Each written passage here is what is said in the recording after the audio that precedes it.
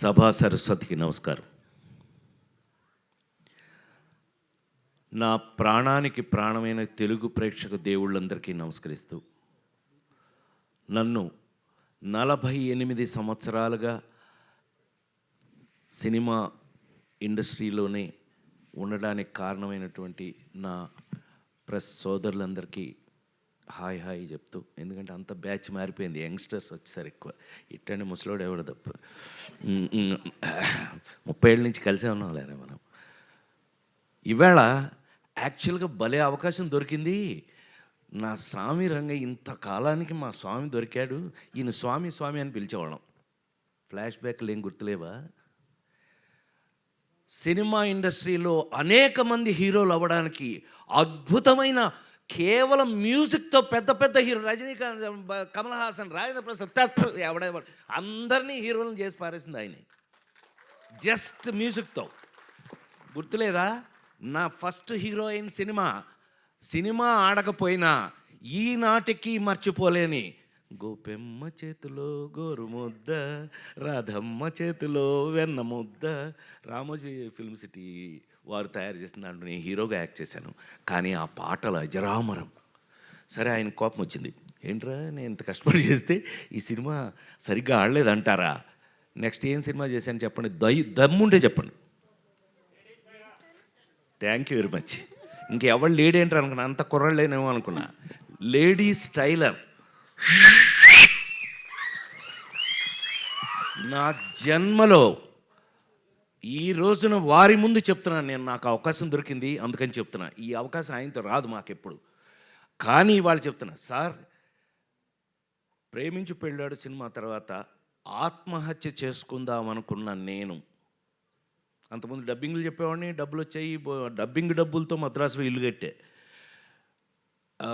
Acting ఆ cinema అంతగా ఆడకపోవటం వల్ల హీరో అయ్యి ఏమీ కలగపోయింది. అంటే do or die.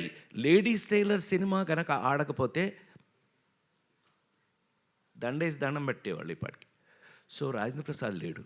Ladies tailor cinema ఒకే ఒక ఎక్స్పీరియన్స్ చెప్పేసి ఆపేస్తాను. Sorry, I'll take another 3-4 minutes. Lawyer Suhasini అని ఒక సినిమా యాక్ట్ చేసాం. మా వంశీ సంగతి మీ అందరికీ తెలుసు కదా. ఇప్పుడు వంశీ సంగతి ఇక్కడ ఎందుకు లేండి, ట్రస్ట్ పూర్తి. వంశీ పత్తి పేసునున్న మొత్తం పోచి ఎల్లరికీ తెలియం. సో వాడు నాకు ఆల్రెడీ కొత్త విలన్ని పెట్టి అతను నేను ఫైటింగ్ చేస్తుంటే కొట్టుకోండి అని షార్ట్ కంటిన్యూ చేశాడు.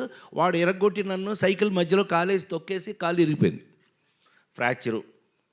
అయితే వంశీ వచ్చాడు మా ఇంటికి. వస్తే మనమేమో మంచి కట్టు 2 చెక్కలు ఈ టైప్లో ఉన్నాం ఇంట్లో ఉంటే, ఏమండి బయలండి మన స్వామి పిలుస్తున్నాడు. స్వామి? ఎవరు స్వామి? మన స్వామి అండి. ఓ ఇళయరాజా గారు. ఏంటంటే వాడిని తీసుకొస్తే రికార్డింగ్ చేస్తాను లేకపోతే చేయను అని డబుల్ పాజిటివ్ చూశారండి ఇప్పుడే. లేడీస్ టైలర్ డబుల్ పాజిటివ్ చూశారు. డబుల్ పాజిటివ్ అంటే రికార్డింగ్ చేసే ముందు వర్షను. అదేంటి అని అన్నా, వాడిని తీసుకురా లేకపోతే నేను రికార్డింగ్ చేయను అన్నారు.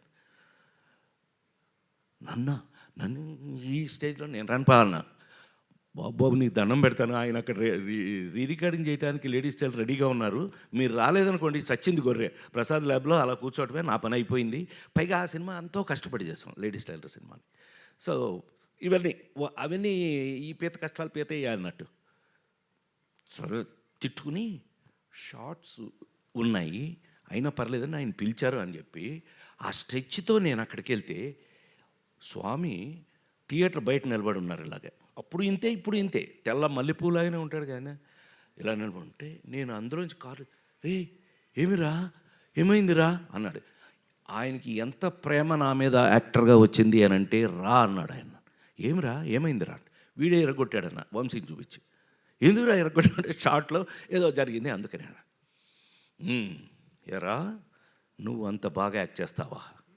నేను ఇప్పుడు రికార్డింగ్ చేస్తాను, నీ యాక్టింగ్గా నా రికార్డింగ్గా తేల్చుకుందాం మన ఇద్దరం అని చెప్పి థియేటర్ లోపల సార్ வாழ்க்கையில் மறக்க மாட்டேன் நான். எனக்கு ஒரு ஸ்டூல் போட்டு నాకు ఒక స్టూల్ వేసి ఆ ఎదురుగా ఉన్న మ్యూజిక్ బోర్డు ఎదురుగా స్టూల్ వేసి సోఫాలో కూర్చో ఇక్కడ అని చెప్పి కాలు దాని మీద పెట్టించి 3 రోజుల పాటు లేడీస్ టైలర్ రికార్డింగ్ చేశారు సార్. అది ఆ సినిమా అప్పటికీ ఇప్పటికీ ఎప్పటికీ మీ అందరి సంఖలో ఇళ్లల్లో అన్నిటిలోనూ ఉంది. ఆ రోజుల నుంచి తెలుగు సినిమాలో మీకు అందరికీ బాగా తెలుసు, నాతో పాటు చిరంజీవి గారి సినిమాలకు కూడా ఆయన తెలుగులో మీకు ఎన్ని సూపర్ డూపర్ హిట్లు మీకు తెలుసు. అలాంటి మా స్వామి ఇంతకాలానికి మళ్ళీ షష్ఠి పూర్తి, నాకే షష్ఠి పూర్తి, నేను షష్ఠి పూర్తి నిజ జీవితంలో మెల్లిగా ఎస్కేప్ అయ్యా. 60 అప్పుడు తప్పించుకున్నా, ఎవరికి దొరకకుండా. నాకు అడిగి వెళ్ళదు 60 అప్పుడు నో షష్ఠి పూర్తి, నాకు షష్ఠి పూర్తి అంటారా పొర నన్ను మా అబ్బాయిలు అడిగితే. చివరికి చూస్తే ఏంటంటే ఈ పవను ఈ రూపేష్ వీళ్ళు నన్ను వదల. చివరికి తెలుగు సంస్కృతి సంప్రదాయాలు ఉట్టిపడేటట్టుగా అద్భుతంగా కీరవాణి గారు పాట రాశారంటే మీకు అర్థమైపోవట్లే ఆ సినిమా ఎట్లా ఉంటుందని. ఎంత ఆశ్చర్యం వేసింది మాకు ఆయన తీసుకెళ్ళి. ఆయన మీకు కీరవాణి గారికి మాకు ఉన్న అటాచ్మెంట్ ఏంటో తెలుసా? ఆయన 100వ సినిమా నా సొంత సినిమా. బాపు గారితో తీసిన రాంబంటి సినిమాకి నేను అనుకోకుండా వెళ్ళి, ఏమండి మీరు నాకు మహా ఇష్టం తెలుసు కదా, కేవి మహాదేవన్ గారు ఇళయరాజా గారు ఈజ్ ఈక్వల్ టు కీరవాణి గారు. సో ఆయన తీసుకెళ్ళి పెడితే అనుకోకుండా ఇది బాపు గారితో సినిమా అండి అని అంటే, అబ్బా థ్యాంక్ యూ, నాకో మంచి అవకాశం ఇచ్చారని. ఆయన నాతో అంటే ఏంటి సార్ భలే చెప్తారంటే, ఇలా కాంబినేషన్లో వారితో నేను 100వ సినిమా నా సొంత సినిమా చేయటం జరిగింది. అదొక అదృష్టం. సూపర్ డూపర్ హిట్స్ పాటలు అవి చేసాం. సో ఈవేళ ఈ విధంగా కలుసుకోవడం నాకైతే ఒళ్ళంతా రూపేష్ చెప్పినట్టుగానే 48 సంవత్సరాల సినిమాలు యాక్ట్ చేస్తున్నా కొన్ని ఎక్సైట్మెంట్లు మనం మారలేవు నాయన.